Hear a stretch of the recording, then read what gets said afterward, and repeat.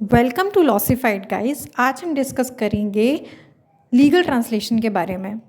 Legal translation जब भी question arise होता है, आपको आंसर दिया जाता है कि जाइए आप लोग डिगलेट एडिशन पढ़ लीजिए, यानी ऐसा एडिशन बेयर एक्ट का जिसमें दोनों भाषाओं में लिखा होता है, हिंदी में भी इंग्लिश में भी। पर कोई ये नहीं बताता कि स्पेसिफिकली याद क्या करना है, क्योंकि पढ़ने को आदमी पूरा चलिए हिंदी एडिशन भी पढ़ लेगा, लेकिन लीगल टर्म्स ऐसे हैं बहुत सारे जो आप पहली बार देखते हैं, वो कितने याद करने हैं, क्योंकि आप पूरा बेयर एक्ट नहीं याद कर सकते हिंदी में। और कुछ टर्म्स आपको याद करने की ज़रूरत होती है, क्योंकि ये जनरल हिंदी नहीं होती, ये लीगल हिंदी होती है। फॉर एग्ज़ाम्पल, जैसे कि इंजंक्शन को आप व्यादेश लिख सकते हैं, उसके अलावा आप कुछ नहीं लिख सकते। तो आपको कौन बताएगा कि क्या पढ़ना है, कैसे बेयर एक्ट का इस्तेमाल करना है? वो हम बताएंगे आपको कि किस तरीके से आप नैरो डाउन कर सकते हैं, कि किस तरीके से क्या स्ट्रैटेजी होनी चाहिए, कि क्योंकि कभी नहीं पता होता आएगा क्या। बट हम आपको ये बताएंगे कि क्या एरिया कवर कर लीजिए कि आपसे मैक्सिमम ट्रांसलेशन बन जाए। So let's start guys. सबसे पहले तो जुडिशरी एग्ज़ाम्स में होती है ट्रांसलेशन, लेकिन सबका पैटर्न अलग होता है। फॉर एग्ज़ाम्पल, दिल्ली जुडिशरी को आप देखिए। अब जब आप दिल्ली जुडिशरी में देखेंगे तो दिल्ली जुडिशरी में बहुत सामान्य ट्रांसलेशन आता है, इतना लीगल नहीं होता, उसमें इतना लीगल नहीं है। बट जब हम बात करेंगे मध्य प्रदेश की, तो मध्य प्रदेश जुडिशरी में आपका लीगल ट्रांसलेशन आता है, और वो अच्छे खासे नंबर का आता है। मेंस में 30 नंबरों का आता है। और आप सोचेंगे इसकी तैयारी आप बाद में कर लें आपकी प्री होने के बाद, तो वो नहीं होती है, क्योंकि बहुत कम टाइम होता है आपके पास, 50 दिन का टाइम होता है लगभग। उसमें आप क्या क्या पढ़ेंगे, उस समय ट्रांसलेशन डेवलप करना नहीं हो पाता, आपको टाइम ऑलरेडी दूसरी चीज़ों को देना होता है, क्योंकि तो बेटर है कि आप पहले से कर लें। तो 30 नंबर के ट्रांसलेशन में 15 आपके आते हैं sentence Hindi to English translate करने के लिए, 15 आते हैं इंग्लिश टू हिंदी करने के लिए। इसमें एक बात ध्यान रखिए, हर एक सेंटेंस का आपका 1 मार्क्स होता है। बट मान लीजिए कि आपको आधा सेंटेंस आ रहा है, आपको एक शब्द नहीं आ रहा, तो ऐसा नहीं आप छोड़ आएँ, उसको करके आएँ, क्योंकि आपको गुंजाइश है कि हाफ मार्क्स मिल जाए। पूरा सेंटेंस में आपको एक आध शब्द नहीं आता है, तो भी आपको अगर बाकी सेंटेंस आप कर पा रहे हैं ट्रांसलेट, तो हाफ मार्क्स मिलने की गुंजाइश होती है। छोड़ के ना आए कुछ भी। अब एमपी ने पैटर्न बदला है अपना। पहले एमपी पैराग्राफ देता था, अब सेंटेंस देता है ट्रांसलेट करने के लिए। पहले एमपी में जनरल ट्रांसलेशन आते थे, सामान्य हिंदी वाले, अब आते हैं लीगल हिंदी वाले। तो अब हम देखते हैं कैसे हम नैरो डाउन कर सकते हैं। काम बेयर एक्ट से ही होगा, लेकिन बेयर एक्ट से कैसे हम लोग सही पोर्शन ले सकते हैं, वो हम देखते हैं। सबसे पहले आप बनाइए एक डिक्शनरी, अपनी खुद की डिक्शनरी, है ना। मैं ये नहीं कह रही वो ABCD ऐसे हो, ठीक है, कि भाई A से पहले B से बाद में, बट डिक्शनरी यानी अपने एक सेंटेंसेस की आपकी खुद की नोटबुक होनी चाहिए। उसमें क्या कीजिए कि शुरू में जो इंडेक्स होता है, हर बेयर एक्ट का इंडेक्स, उस बेयर एक्ट के इंडेक्स को जो है आप अच्छे से उसमें से शब्द निकालिए। आपको ज़्यादा से ज़्यादा इम्पॉर्टेंट शब्द जो हैं वो बेयर एक्ट से ही मिल जाएंगे, जो इंडेक्स है बेयर एक्ट का, उससे मेरा कहने का मतलब है, क्योंकि उसमें इंग्लिश में लिखा होता है, उसके नीचे हिंदी में लिखा होता है। और आपको बहुत ज़्यादा जो इम्पॉर्टेंट टर्मिनोलॉजी है जो पता ही होनी चाहिए, वो आपको बेयर एक्ट के इंडेक्स से मिल जाती है। तो सबसे पहले आप डिक्शनरी कैसे बनाएंगे, अपने इंडेक्स पे काम करेंगे, इंडेक्स उठाएंगे सारे बेयर एक्ट का, और पहले उनसे शब्द लिखेंगे जो जो आपको नए मिल रहे हैं, जो जो आपको लगता है ज़्यादा यूज़ वाले शब्द हैं वो। फिर इसके बाद आप डेफिनेशन वाला सेक्शन उठाइए बेयर एक्ट का, हर बेयर एक्ट के डेफिनेशन वाले सेक्शन पे आइए, उनसे लिखिए शब्द। जैसे कि आपको डेफिनेशन में कॉग्निजेबल और नॉन कॉग्निजेबल ऑफेंस मिलेंगे CRPC में। कॉग्निजेबल यानी संज्ञेय अपराध, नॉन कॉग्निजेबल यानी असंज्ञेय अपराध, ये आपको उसमें मिल जाएगा।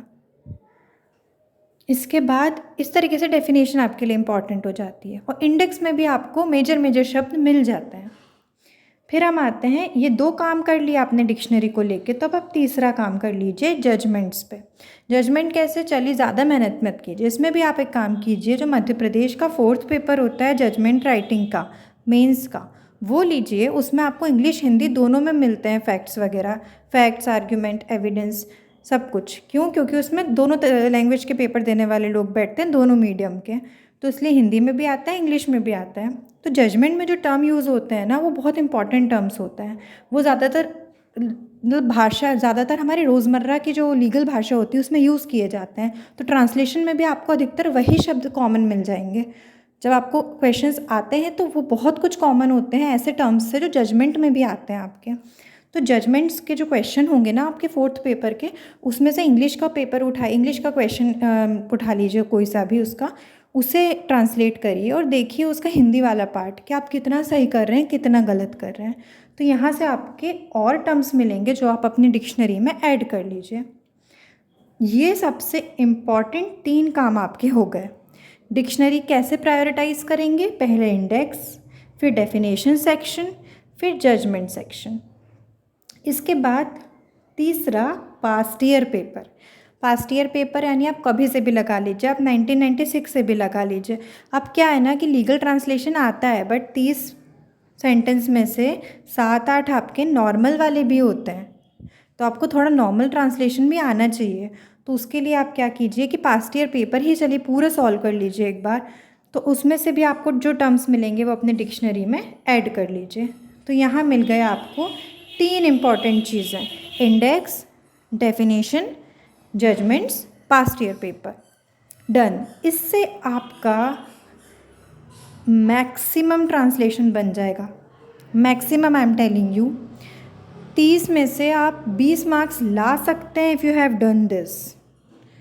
उसके बाद आपके पास समय है तो आप एक काम कीजिए, प्रैक्टिस कीजिए। प्रैक्टिस कैसे होगी? डायरेक्ट उठाइए, कोई सा भी सेक्शन लीजिए, दिन के 2-4 सेक्शन ले लीजिए, उनको ट्रांसलेट कीजिए। ट्रांसलेट करेंगे तो बहुत कुछ तो आपसे बन जाएगा, क्योंकि आप ये मेहनत ऊपर के 3 पॉइंट्स की मेहनत आप ऑलरेडी कर चुके हैं। फिर जो नहीं बनता है, जो थोड़ी और कसर रह गई है आपकी तैयारी में, वो आपकी यहाँ पूरी होगी कि आप 2-4 सेक्शन उठाएं, ट्रांसलेट करें और जो थोड़ा बहुत अभी भी नहीं बन रहा उसको अपने डिक्शनरी में ऐड कर लें।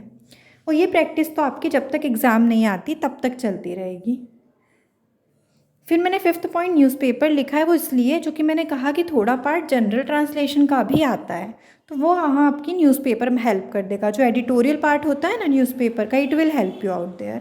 वहाँ पर आप हिंदी कमज़ोर है आपकी तो हिंदी का एडिटोरियल पढ़ें, इंग्लिश कमज़ोर है आपकी तो इंग्लिश का एडिटोरियल वाला पार्ट पढ़ लें, वोकेबलरी बढ़ेगी आपकी। दिल्ली जुडिशरी के लिए भी न्यूज़पेपर इज़ मोस्ट इम्पॉर्टेंट, क्योंकि वहाँ मैक्सिमम जनरल चीज़ें आती हैं, हिंदी सामान्य हिंदी आती है, तो वहाँ आप एडिटोरियल पढ़ें।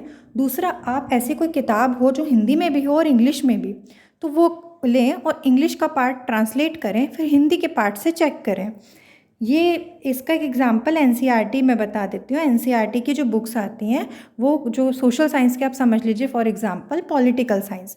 पॉलिटिकल साइंस आपकी हिंदी में भी आती है, इंग्लिश में भी है, तो आप क्या कर सकते हैं कि वो ले लीजिए हिंदी इंग्लिश वाली वर्जन पॉलिटिकल साइंस का। उसमें है ना चैप्टर्स लीजिए और चैप्टर्स ट्रांसलेट करिए, 1 पैराग्राफ 2 पैराग्राफ जो आपको दिन का अच्छा लगे। फिर उसको जो हिंदी वाला पार्ट है ना उससे चेक कर लीजिए कि आप क्या गलतियाँ कर रहे हैं, कहाँ प्रॉब्लम जा रही है।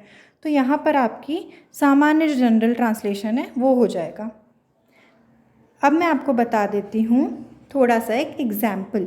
ये देखिए, ये मैंने आईपीसी के इंडेक्स से कुछ शब्द निकाले हैं, ये आप देख सकते हैं। कोर्ट संहिता, लॉ विधि, एक्ट अधिनियम, एक्सेप्शन अपवाद, एक्सप्लेनेशन स्पष्टीकरण, रिपील्ड यानी निरसित, इंटेंशन आशय, सेक्शन धारा, सबसेक्शन उपधारा, रिकॉर्ड अभिलेख, है ना। तो ये जो है, ये जिस तरीके से 10 शब्द हैं आप और अपनी डिक्शनरी बना सकते हैं, अपने शब्द बना सकते हैं। और अब एक बात, अगर आपको ये वीडियो पसंद आया और आप चाहते हैं कि हम लीगल ट्रांसलेशन की सीरीज़ शुरू करें, तो प्लीज़ कमेंट सेक्शन में कमेंट कीजिए। अगर आपको ये वीडियो पसंद आया, हमें इस पर अच्छे व्यूज़ मिले, तो हम मध्य प्रदेश जुडिशरी के लिए एक सीरीज़ शुरू करेंगे लीगल ट्रांसलेशन की। हर वीडियो में आपको 50 वर्ड्स मिलेंगे जो बहुत ज़्यादा इम्पॉर्टेंट होंगे। ये कुछ पार्ट की सीरीज़ होगी जिसमें हम मोस्ट इम्पॉर्टेंट वर्ड्स कवर करने की कोशिश करेंगे। तो आपको अगर ये वीडियो पसंद आया, आप लीगल ट्रांसलेशन की सीरीज़ चाहते हैं, तो please like, comment, share and subscribe, क्योंकि अभी नेक्स्ट हरियाणा राजस्थान भी है जिसके लिए हम लोकल एक्ट्स लाएंगे और कंटेंट डेली अपडेट होगा। तो आप प्लीज़ सब्सक्राइब करें चैनल को, जिससे आप अपडेटेड रहें और आपको लोकल एक्ट्स के साथ साथ ही आगे जो भी वीडियो आएगी जिस भी एग्ज़ाम की, उससे भी आप अपडेटेड रहें. And if you like this video then comment in the comment section for the series of legal translation. We will come up with it. And thank you for watching. Please like, share, comment and subscribe.